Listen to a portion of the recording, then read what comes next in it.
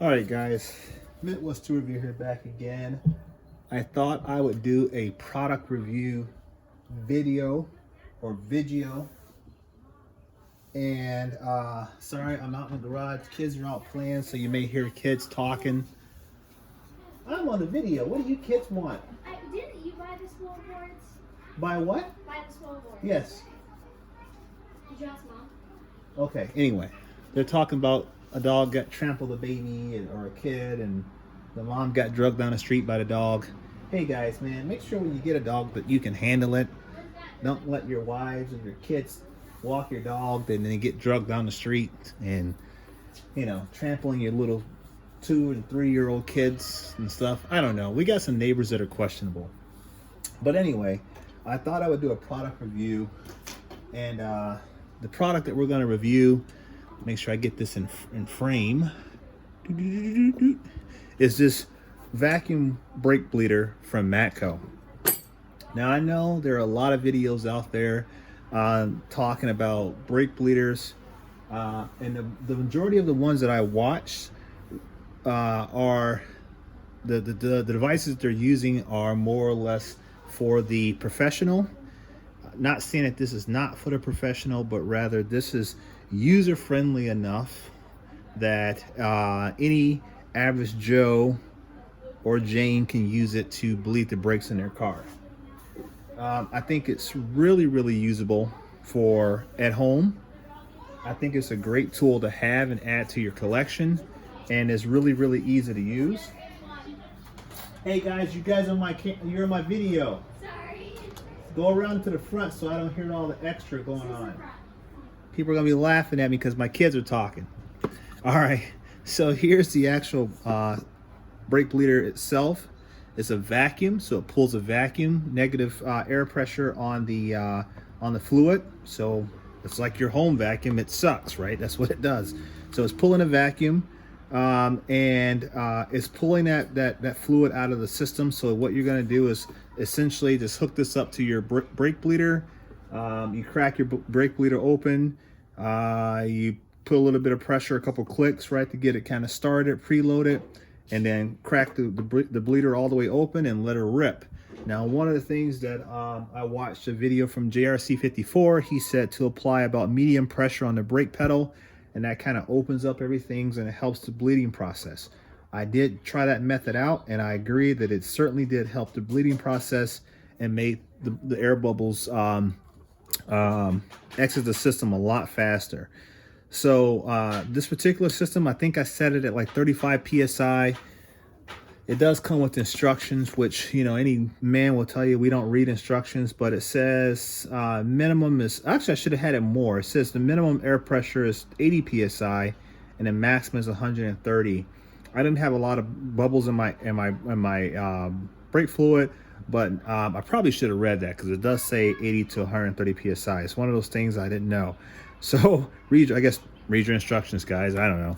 Anyway, I set it at like between 35 and 40 psi, and that seemed to be very effective at removing the air bubbles out of my system. Like I said, I didn't have very many, but I wanted to try it out, and my brakes felt fine prior to. But I recommend getting this for any DIYer, because, you know, that's one of those jobs, if you're any way tech savvy or mechanically inclined, you need to have a tool like this, guys. I mean, these are one of those things that it doesn't matter if you're a professional tech or, like I said, a DIY. You should have some tools at home to make your life easier. If you got a wife or you got daughters or whatever, you're trying to teach your son some life skills, you should probably have the tools in your own home that will allow you to facilitate that. I believe in making sure that I have everything. I've got 6 kids. I've got 4 daughters and 2 sons. And you better believe all of my kids will know how to use tools and how to fix their own vehicles and some of those life skills that we all need and have to apply. So that being said, this is a great addition to have to your home arsenal, your home tool arsenal. It's easy cleanup. All you have to do is unscrew the back portion here. You pull everything out. There's a vacuum motor, there's a seal in the bottom here. You pull that little O-ring out, you rinse it with hot water or warm water, use compressed air to blow out the system, and then reinstall the components and you're done. Right? Make sure that you have a good nipple here, threaded nipple, so that you're not leaking air. Simply unscrew that, rinse that out, get that all cleaned up, and you're good to go. It's really, really simple. It couldn't get any more simpler than this. You apply your air pressure here from your tank. You connect your line here to the bottle, and your vacuum line here, and you're good to go. I mean, it's fairly simple. I mean, I don't know what more to explain to you, but I would say certainly get yourself one of those. Make sure that you have it.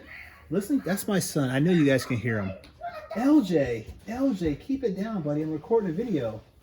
You're like going crazy out there. No, I was trying to trick me. Okay, well go on, cause I'm recording a video.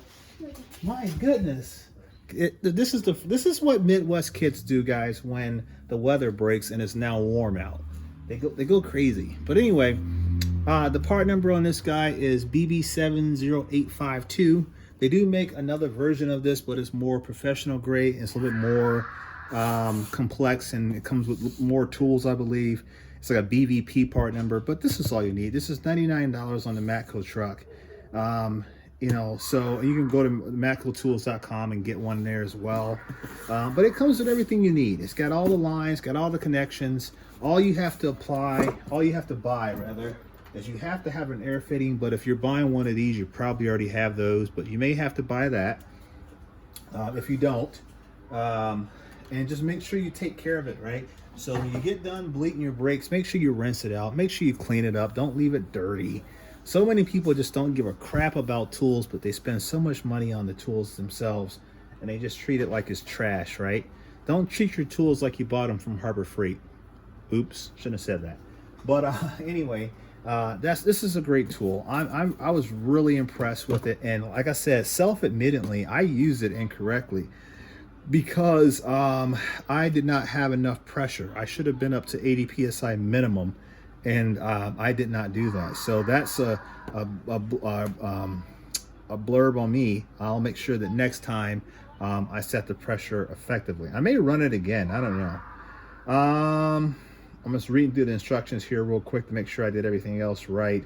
Looks like I did everything else fine. So good thing I kept those instructions, and good thing I read it. Hey, and I'm being honest, I'm a DIY. I'm not a professional technician, so I'm going to make mistakes. But anyway, guys, get yourself one of these if you don't have it. It's a lot better than the little hand crank ones, you know, the Mighty Vac, and then the old cheap Harbor Freight ones they have out there. I have those. I don't have the Mighty Vac. I have the cheaper version, and I absolutely hate it. So just to let you guys know that you know, get yourself one of these. I promise you guys, you won't be disappointed. You know, it's a great tool. I guess I'll go ahead and grab this here, just because I'm already out here recording. I might as well do some more. I picked up, let me grab my tripod, move it out the way here, and I gotta get my feet untangled from the bar, the stool here. I tell you, man, getting old sucks. I'm gonna stick that down in there. Let's just stick that. You stay right there. Please don't fall and hit my car. I got some new ratchets today. These are stuff that was Snap-on had on back order. This is nothing. This is stuff that was warrantied out that needs to be replaced. You know, Snap-on has to go through the review process. They got to review all the tools, review your claim, etc., and then you can get your stuff. So I finally got some stuff back today. Some stuff is for sale, so check out my Instagram. Those things are posted if you're interested. I got the quarter-inch body with the 3/8 drive anvil. This is the FC72. Got that guy today. I already have one, so now I guess I got two. I think I'm going to hold on to both of them. I got, let's see here, I can't remember. Oh, I got the locking flex head here. This is the FHX80A. Got that today. 3/8 drive, of course.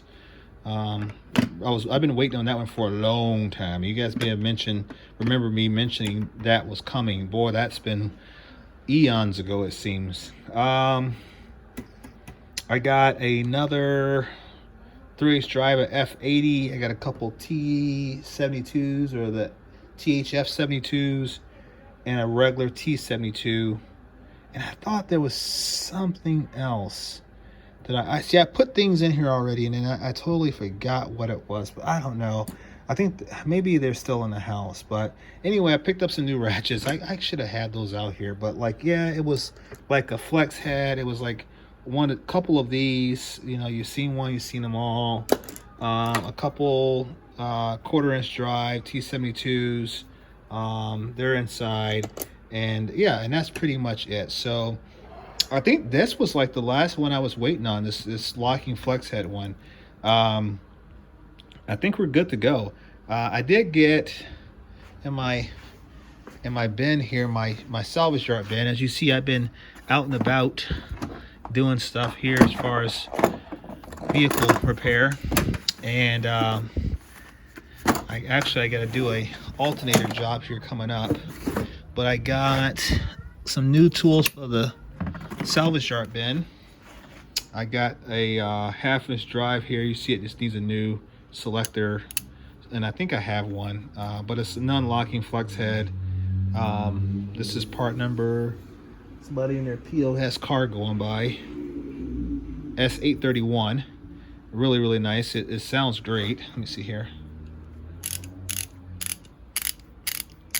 So it's in good condition.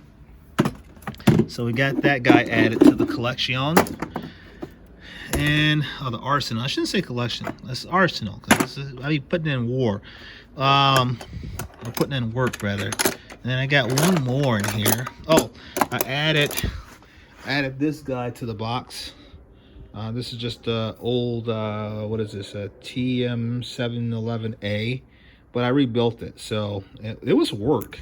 This guy was not easy. It just was. It was, the parts are small, the spring's small, the ball is small, and it's just a lot of work. It was more work than what I was wanting to do at that time of night, but she's rebuilt. You guys may have saw, if you haven't checked it out, check out my video on this old FV771.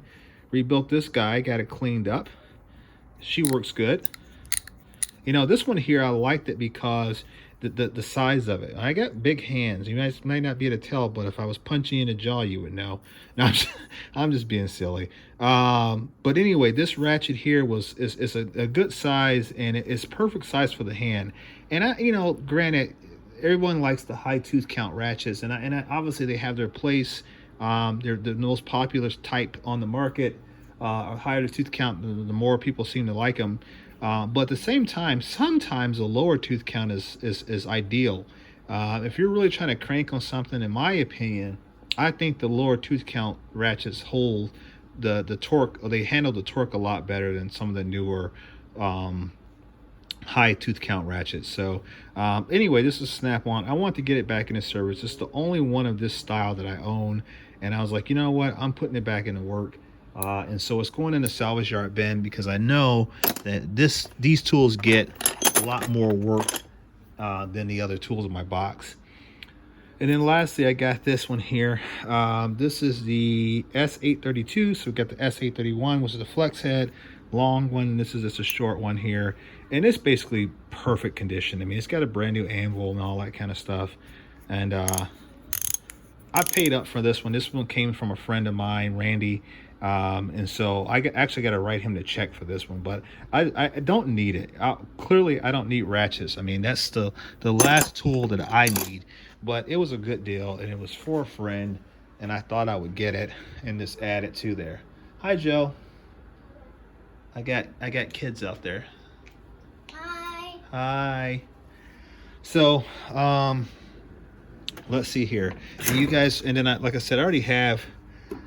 Oh, I picked up this too. I think I showed you guys this here. I picked up one of these. If you guys have not got your hands on one of these, my Matco guy has these on the truck for like $16. This pocket light, man, let me show you guys here real quick.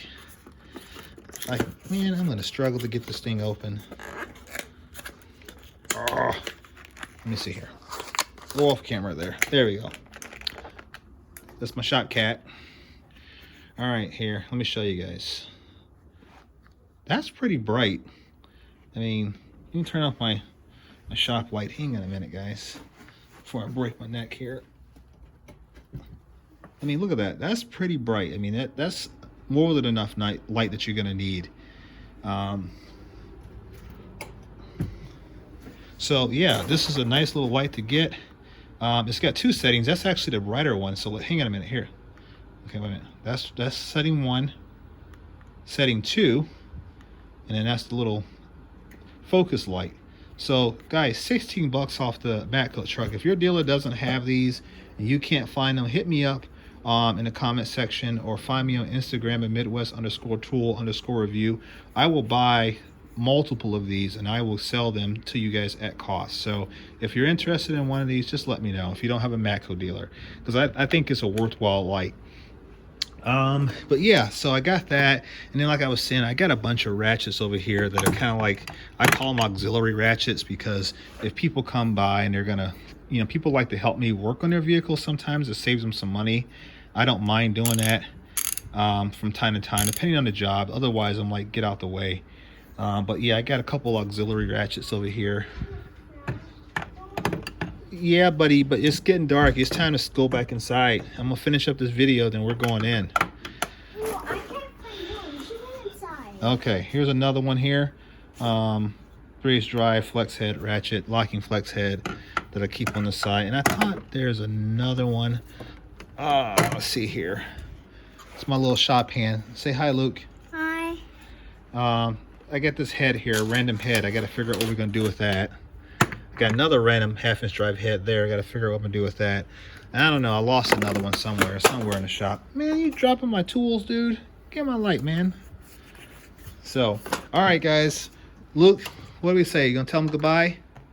Not yet. Not yet. Okay. We're gonna get out of here. It's getting dark outside. I gotta get the shop cat in. Gotta get the toys back in the yard and all that good stuff. But yeah, for real, guys, check out this vacuum brake. Jesus, I cannot say that. Uh-oh, there's my Joe. Hi, Joe. Hi. Check out the Matco Tools vacuum brake bleeder, part number BB70852. Jojo, is this a good tool to have, you think? What is that? Just say yes. Let me go. Sure. Tell everybody, say, I recommend the Matco Tools brake bleeder.